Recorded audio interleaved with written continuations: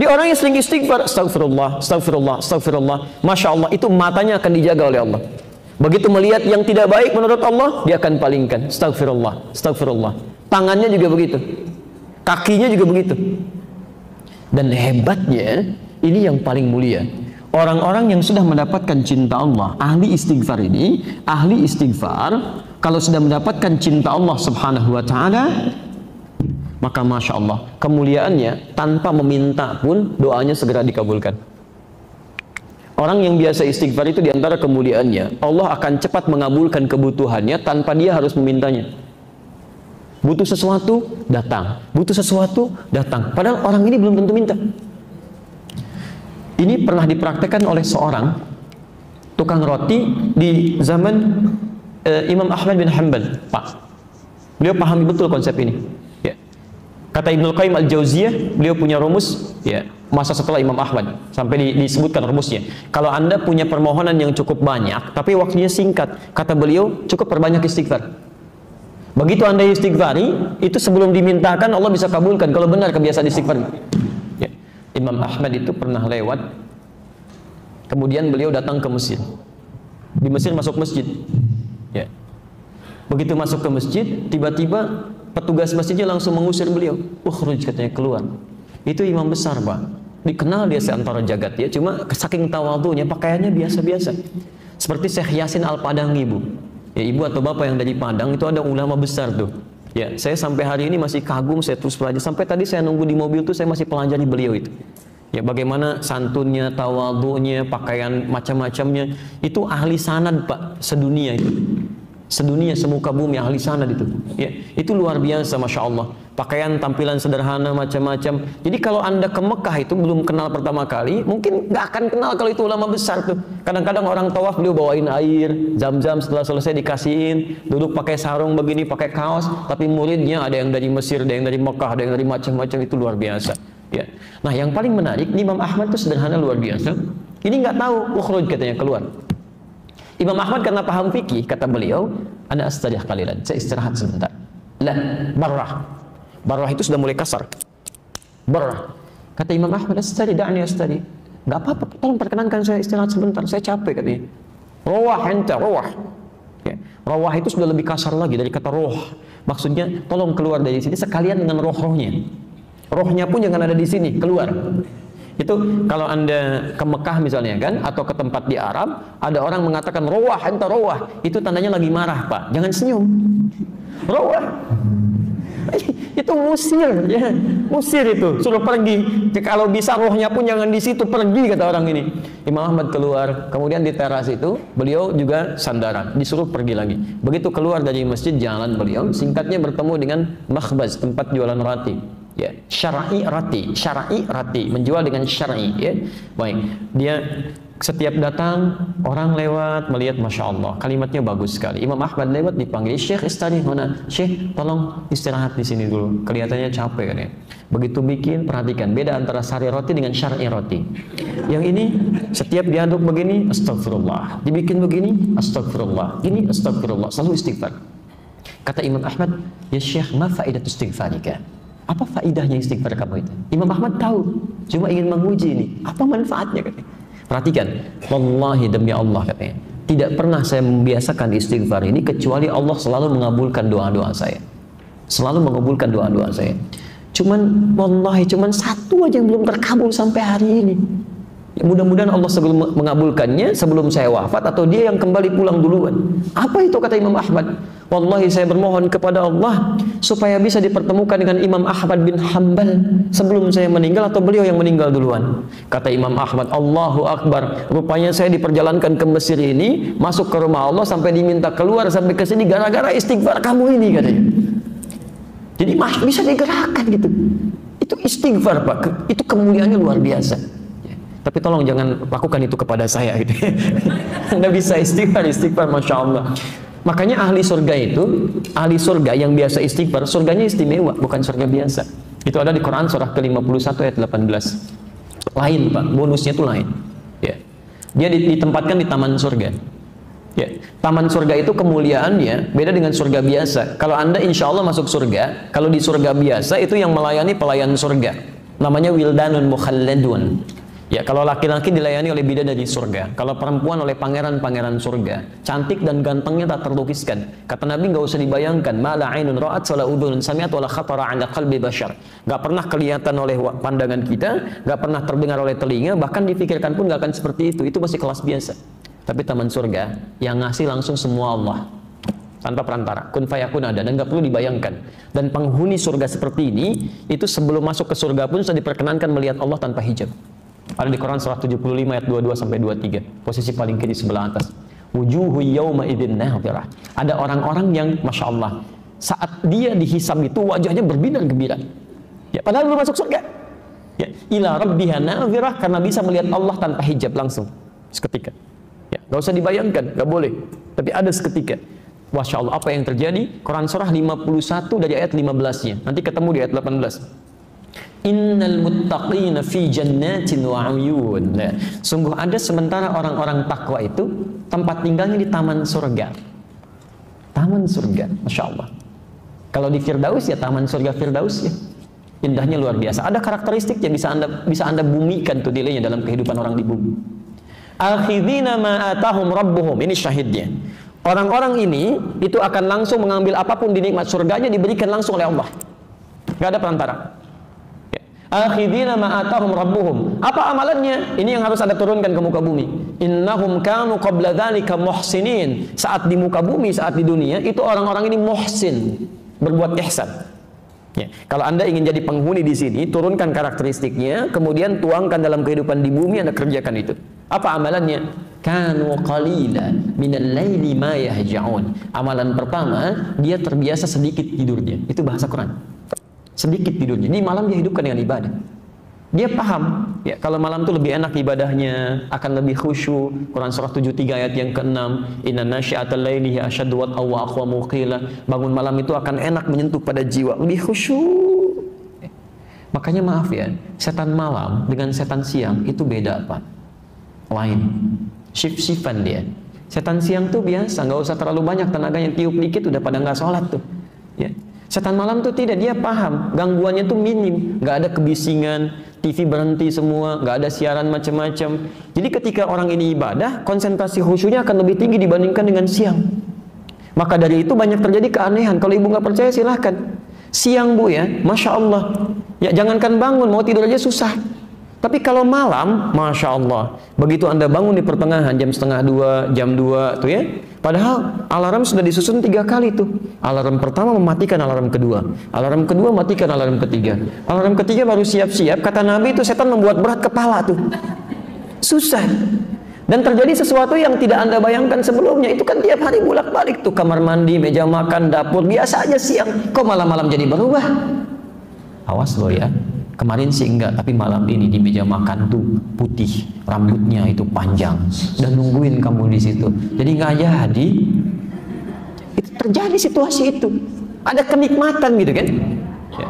Karena ada perbedaan-perbedaan semacam ini tidak mudah untuk bangun.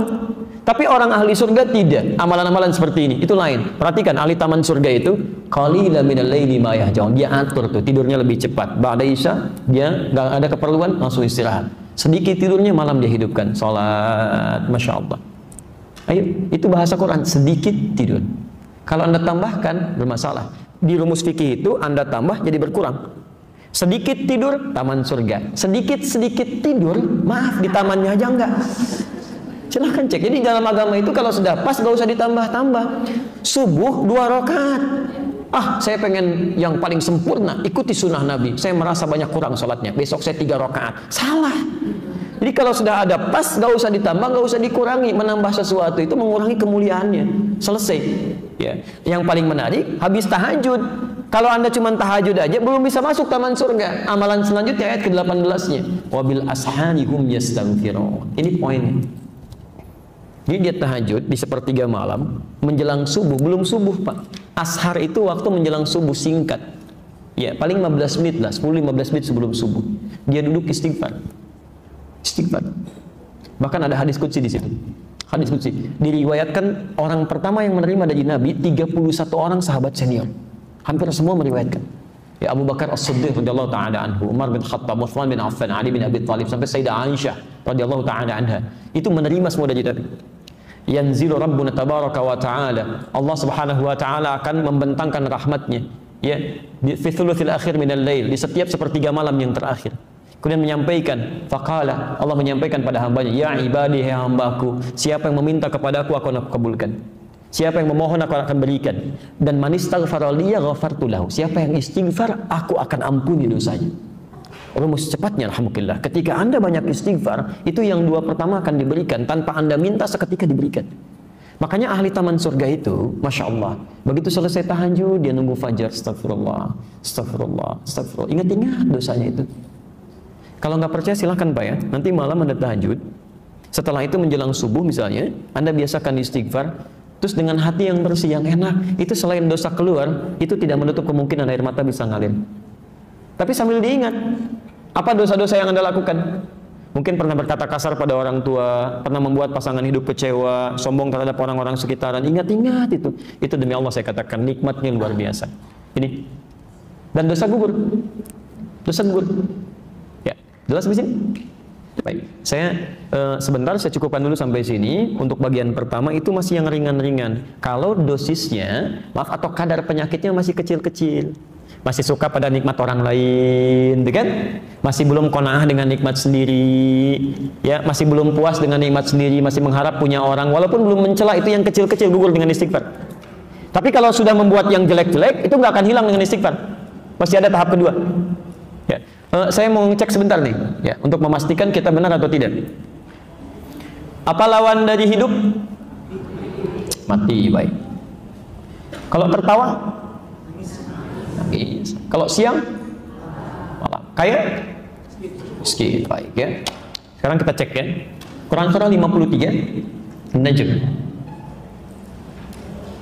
ayat 43, ayat 44 dan 48. Ayat 43, 44, 48. Oke. Dari 4 pertanyaan tadi saya keluarkan 3 aja. Ya.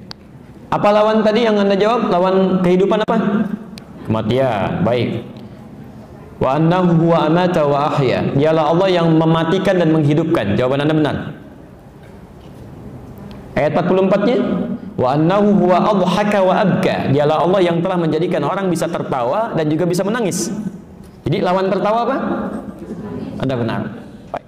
Tadi yang Bapak jawab, Ibu jawab, lawan kaya apa? Miskin. Baik ya. Quran surah ke-53 ayat 48 ya, tuh lihat. Sudah kencang, benar enggak gitu ya? Wa annahu huwa aghna wa aqna. Dialah Allah yang telah menjadikan seseorang kaya dan cukup. Ternyata di Quran itu lawan kaya itu cukup, Pak. Gak ada orang miskin, Bu. Gak pakai O, gak ada orang miskin. Gak ada orang miskin. Jadi Allah tidak pernah menciptakan orang miskin di muka bumi. Gak ada. Yang ada itu orang yang selalu merasa kurang dengan nikmat, sehingga mengharapkan nikmat orang lain. Padahal bagi dirinya cukup gitu. Itu yang jadi masalah. Coba perhatikan ya. Kalau ada orang merasa miskin, Allah langsung berikan zakat supaya dia keluar dari kemiskinan. Maka zakat diberikan pada orang yang merasa miskin. Quran surah ke-9 ayat ke-60. Innamas shadaqatu lil fuqara wal masakin. Diturunkan zakat untuk mengentaskan kemiskinan. Ternyata dengan zakat masih belum cukup juga, masih miskin juga. Diberikan infak. Quran surah kedua Al-Baqarah ayat 215, posisi paling kanan sebelah bawah. Yas'alunaka madza yunfiqun qul ma anfaqtum min khairin falil walidaini wal aqrabin wal yatama wal masakin. Untuk keluar dari kemiskinan. Kurang cukup juga dikasih sedekah. Masya Allah, zakat dikasih, infak dikasih, sedekah dikasih, masih miskin juga. Kalau dengan semua itu belum bisa mengeluarkan Anda dari kemiskinan, Anda perlu dikasih apa lagi? Jadi sebetulnya konsep itu keluar untuk mengeluarkan dari sesuatu yang dirasakan miskin. Kata Allah, nggak ada yang miskin, cuma 2, cukup atau kaya. Selesai. Ayo coba Ibu pilih mana? Mau kaya, mau cukup? Alhamdulillah. Tuh ada pilihan, cukup kaya kan. Baik ya. Nah ini persoalannya di sini gitu ya. Nah jadi Bapak dan Ibu sekalian, itu perasaan kurang itu yang menjadikan penyakit datang. Itu yang coba kita istighfar ya. Tiap hari istighfar. Kalau nggak sempat istighfar, jangan tinggalkan sholat. Jangan tinggalkan sholat. Karena dalam sholat itu ada kalimat istighfar. Makanya sholat ke satu dengan sholat yang lainnya itu menggugurkan dosa-dosa kecil. Itu ada di hadis Muslim nomor hadis 233. As-salawatu ila salawat wal jumu'atu ila al-jumu'ah wa ramadan ila ramadan kafaratun lima bainahunna. Ya, salat satu ke salat lain, Jumat ke Jumat dan Ramadan ke Ramadan itu bisa menggugurkan dosa yang terjadi di antara keduanya. Malam takunil kabair, sepanjang bukan dosa besar. Di Anda zuhur punya dosa, ya, dosa-dosa kecil, asar sholat. Jadi pas sholat asar itu dosa kecilnya hilang, otomatis itu. Ya. Kenapa salah satunya? Karena saat Anda sholat, Anda mengucapkan kalimat istighfar. Bukankah ruku kita mengucapkan istighfar? Subhanakallahumma bihamdika, Allahumma ighfirli. Sujud Anda istighfar.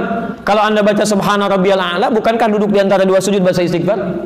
Kalimat pertama dalam duduk di antara dua sujud apa? Rabbil firli, itu istighfar. Jelas ya? Baik. Kalau sudah jelas, saya tahan sebentar, saya jawab dulu ini.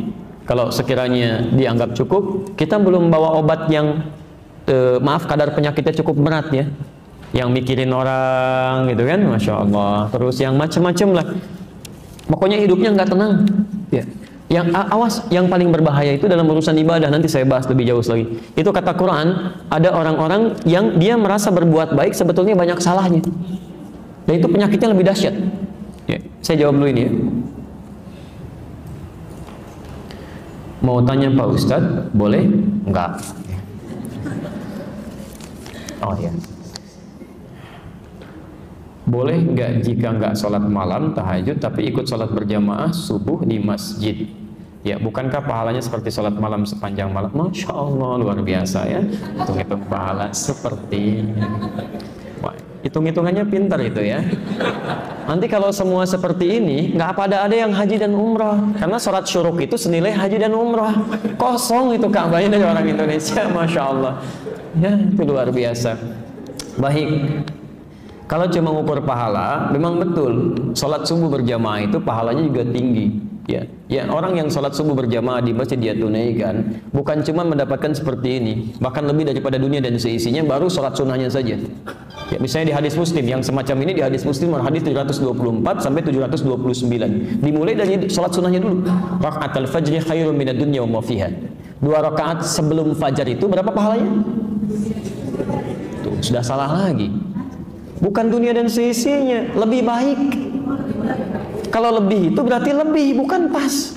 Lebih dari, berarti dunia dan seisinya pun itu masih ya. Dan kalau Anda bisa tunaikan sholat fardunya, Masya Allah, itu mempercepat ke surga, diberikan pahala berlipat. Dan seperti halnya sholat malam kalau berjamaah tanpa putus. Itu maksudnya bukan sholat malamnya, tapi meraih pahalanya semisal itu. Kalau Anda tanya boleh tidak, boleh-boleh saja, silahkan. Tapi kalau Anda tunaikan sholat malamnya, Anda mendapatkan keutamaan yang lebih daripada ini. Ingat ya, keutamaan sholat malam itu bukan cuma sholat malamnya saja yang ada pahalanya, tapi banyak melimpah pahala yang lainnya. Satu, mudahnya doa dikabulkan. Jadi kalau Anda cuma sholat subuh berjamaah saja, tidak sholat malamnya, Anda tidak mendapatkan kemudahan pengabulan doa. Yang kedua, ada jaminan 4 kebaikan diberikan. Anda sholat subuh berjamaah tapi tidak tahajud, tidak mendapatkan 4 kebaikan ini. Ada di Quran surah ke-17 ayat 79 sampai 81. Tahajud itu bisa mengangkat derajat di karir terbaik dalam pekerjaan Anda, memudahkan urusan Anda, melepaskan dari kesulitan, plus ditolong Allah saat Anda disakiti oleh orang lain. Anda sholatnya khusyuk 5 waktu tapi tidak tahajud, Anda tidak mendapatkan 4 kemuliaan ini.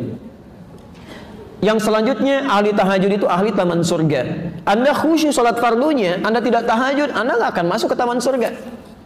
Ya, tingkat yang paling indahnya. Yang selanjutnya, ahli tahajud itu dekat dengan Nabi. Ya, maaf, dekat dengan Nabi. Nabi aja tahajud, Nabi, Rasul dijamin masuk surga, masih tahajud. Anda bukan Nabi, bukan Rasul, Masya Allah gitu kan. Baik, Allahumma sayyiban nafi'an. Allahumma sayyiban nafi'an. Boleh ikuti saya? Allahumma, ulangi, Allahumma sayyiban nafi'an. Alhamdulillah. Itu doa turun hujan ya.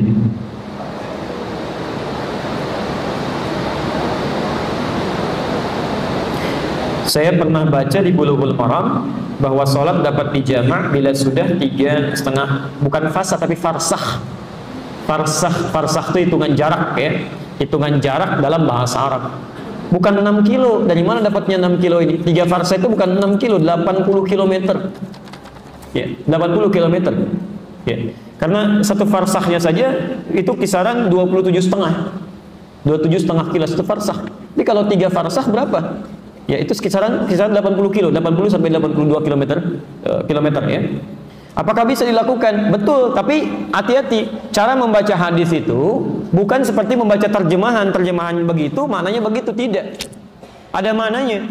Ya, dalam ilmu fikih itu begini, kalau ada kalimat hadis mengandung makna hukum, maka dibacanya harus baca teori hukum.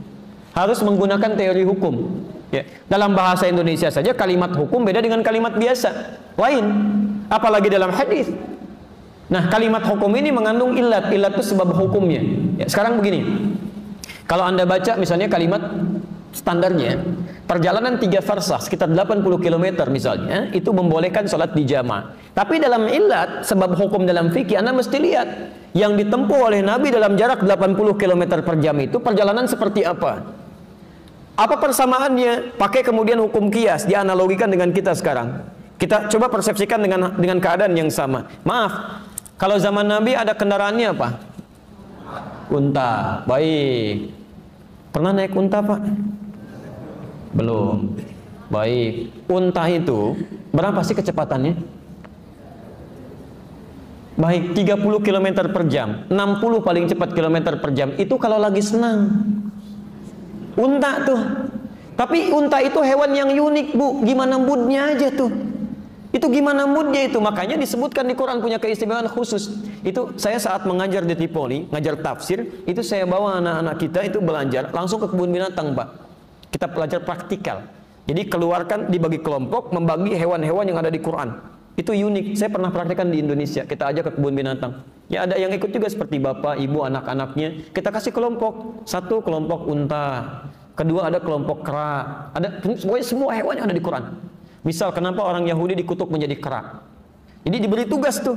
Kenapa unta disebutkan afala yang turuna ilal ibili kaifa khuliqat, ya? Apakah mereka tidak memperhatikan bagaimana unta diciptakan? Begitu dianalisis luar biasa, Pak. Ya. Itu kelompok kera pernah menguji kera, lempar dengan makanan pisang, dia ambil dengan kanannya. Lempar dengan lagi, ambil dengan kirinya. Lempar lagi, ambil dengan kedua kakinya. Begitu yang lain datang, dia serang. Gak boleh ngambil yang punya dia. Tapi kalau dia sudah bosan, dia akan masuk ke daerah yang lainnya, dia acak-acak yang lainnya, dan dia keluarkan dari situ. Mirip-mirip seperti yang sekarang. Jadi dikutuk jadi kera itu memang kelakuannya begitu. Punya orang ambil, pengen mendominasi, yang lain gak boleh maju. Kalau usil sedikit, tembakin orang lain. Memang begitu kelakuannya. Makanya tidak dikutuk menjadi tikus. Gitu. Iya, selesai. Unta itu Masya Allah. Banyak sekali keutamaannya itu. Unta satu-satunya hewan yang punya selaput di matanya. Jadi begitu badai kencang, itu seketika bisa menutup tuh selaputnya. Dia jalan aja, santai aja jalan. Anda punya mobil Ferrari pun sehebat apapun, bawa tuh ke padang pasir, mogok juga. Unta mah jalan aja. Makanya disebut oleh orang Arab, Safinatus Sakhra, kendaraan terhebat di padang pasir. Unta, Pak. Cuman jangan salah, unta itu bagaimana moodnya. Kalau tuannya bagus, dia akan melayani dengan baik. Tapi kalau tuannya menjengkelkan, dia akan bersikap yang sama. Di Libya itu pernah kejadian, ada orang yang kasar terhadap unta, sering dipukulin, jarang dikasih makan. Itu dihafalin, Pak, dari mana dia datang, dilihat. Begitu malam dia keluar dari sarangnya, dari sangkarnya, maaf, dari tempat dia, kemudian dia buka, dia injak-injak sampai meninggal tuannya. Kejadian. Tapi kalau dalam urusan jalan, itu moodnya gimana dia aja. Begitu kencang, begitu santai, kadang tuannya dilihatin begini, jalan gitu ya. Berapa kilometer per jam? 10 km, 20 km per jam. Makanya orang Arab itu punya syair khusus, Pak. Ada 16 rumus di ilmu arud, disebut dengan bahar. Itu diantaranya bagaimana membuat unta bisa cepat jalan dan lambat jalan. Kalau mau lambat, nama rumusnya tawil namanya, bahar tawil. Ya. Kifa nabki min dzikr habibin wa manzili bi saqtil liwa baina ad-dakhuli fahamali fa'ulun mafa'ilun fa'ulun mafa'ilu fa'ulun mafa'ilun fa'ulun mafa'ilu. Jalannya santai, lihat ke atas begini, jalan lagi. Tapi kalau pengen dia cepat pakai rajaz. Mustafilun, mustafilun, mustafilun, mustafilun, mustafilun, mustafilun. Sauti safiril bulbuli, hayyaja qalbi thamiri, al-ma'u wa zahru ma'a, ma zahri lahdhul muqali, fa anta ya sayyidani wa sayyidi wa maulani, fakam tayammuni ghuzailun uqayqali, qataftuhu min wajhatin min fili hadha ar-rajuli, faqala la la la la faqad ghada muharwili, wal walad wali wali ya wailani, faqultu la tuwalwili fa bainul luwali, qalat law hina kazain wa radidun muqali ka'atan ka kailani tabuli. Kencang tuh dia. Cuman sekencang-kencangnya berapa kecepatannya? Yang kedua, medan kita dengan medan diharapkan beda. Nabi jalan pakai unta, yang dilewatin apa? Padang pasir. Pernah lewat padang pasir enggak?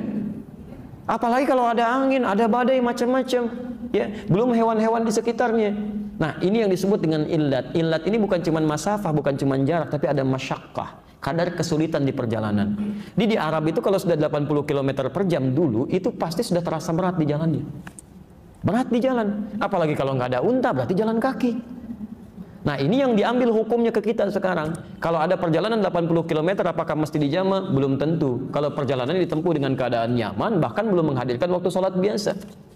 Ya, misal, mohon maaf, misal ya, Anda misalnya ingin kalau ke Lampung, ya, dari sini ke Lampung bisa, dari Jakarta ke Lampung. Dengan dari Jakarta ke Bekasi, jauh mana? Ke Lampung. Tapi Anda ke Lampung pakai pesawat, ke Bekasi pakai beca. Ya. Perbandingannya bagaimana? Ke Lampung mah cuma setengah jam. Flight pertama setengah satu tuh dari Cengkareng. Nyampe ke sana jam 1, asar aja belum muncul. Cuman sebentar. Masya Allah, di waktu yang sama silahkan kayu tuh beca dari Jakarta tuh, ya, ke Bekasi. Lewat sini, lewat situ, macam-macam. Belum kena macet segala rupa. Mungkin belum tentu nyampe maghrib ke Bekasi gitu ya.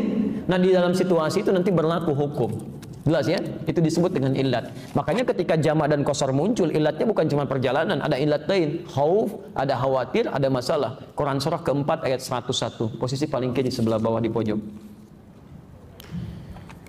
Wa idza darabtum fil ardi, kalau Anda berperjalanan di muka bumi, falaisa 'alaikum junahun an taqsuru minas shalah. Enggak ada masalah kalau pengen mengqasar salat.